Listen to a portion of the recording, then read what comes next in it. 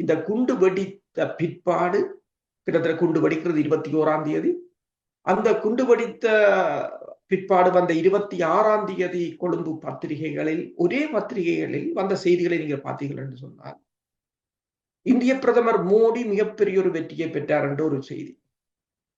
அதற்கு அடுத்ததாக இந்த குண்டு வெடிப்பில் ஈடுபட்ட ஷாஜகானை முதலில் கைது செய்வதற்கு பிரியாணை பிறப்பித்தது என்று இன்னொரு செய்தி. அதற்கு மேலொரு செய்தி இருந்தது. அதாவது அமெரிக்காவுடன் நாங்கள் புதிய படைத்துறை உடன்பாடுகளை மேற்கொள்ள மாட்டோம். அரசு தலைவர், அப்போது அரசு தலைவர் மைத்ரிபால சிறிசேனா. அதாவது குண்டு வெடித்த மறு மாதம் அமெரிக்காவின் சோஃபா அக்ரிமெண்ட், அதாவது ஸ்டேட்டஸ் ஆஃப் போர்சஸ் அக்ரிமெண்ட், அதிலிருந்து இலங்கை முற்றாக வெளியேறியது.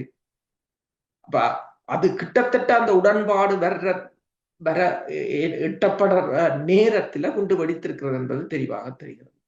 அதாவது ACSA உடன்பாட்டை கோத்தபாய ராஜபக்ச 2007ஆம் ஆண்டு எழுதினார். அதை எழுதியது பிற்பாடுதான் விடுதலை புலிகளின் ஆயுத கப்பல்கள் அடிக்கப்பட்ட தொடர்ச்சியாக. அதன் அப்போது 8 பக்கத்தில் இருந்தது. அதன் பிற்பாடு 2017ஆம் ஆண்டு அதை 80 பக்கத்துக்கு மாற்றினார், அதுக்குரிய நிபந்தனைகளை போட்டு. அப்ப 2017 மாற்றுவதற்காகவே அமெரிக்கா 2015ஆம் ஆண்டு ஆட்சியை மாற்றியது. என்றால் 10 வருடத்துக்கு, 2007ஆம் ஆண்டு 10 வருடத்துக்கு கூட எட்டப்பட்ட உடன்பாடு. அதன் பின்னர் அது 10 வருடம் முடிய 2017 முடிய போதென்றோனே 2015 கிட்டத்தட்ட $10 மில்லியன் செலவழித்து மாற்றினார்கள் ஆட்சியை. அதன் பிற்பாடு எழுதப்பட்டது. அதன் பிற்பாடுதான் சோஃபா உடன்பாட்டை கொண்டு வரும் போதுதான் இந்த சிக்கல் நிகழ்ந்தது. அப்ப இதுல பல கேள்வி இருக்கின்றது. இதில் யார் வைத்தார்கள் என்பதை நான் இப்ப கூற தேவையில்லை, உங்களுக்கு தெரியும் யார் இதை செய்தார்கள் என்பது இது தெரியும். ஆனால் ஏன் மேற்குலக நாடுகள் இதை ISIS உடன் இப்போது இதனை மீண்டும் ISIS உடன் ஏன் நிறுத்திக் கொள்கிறார்கள்? அதுக்கு அங்கால மேற்குலக நகரவில்லை.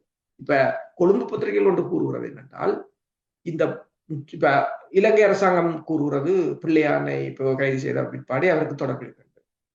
உண்மையில் அவர் எழுதின புத்தகத்தில் 2017ஆம் ஆண்டு அவர் அவர் அவர் இந்த இதுகளை பற்றி சொல்லி இருக்கிறார். சாராண்ட விடயம், முஸ்லீம் விடயம், சிறைக்கிழவர்களை சந்தித்தது எல்லாம் சொல்லி இருக்கிறார். அடுத்ததாக அசாத் மௌலானா இங்க வெளியில வந்து சேனல் 4ல எல்லாத்தையும் சொல்லி இருக்கிறார்.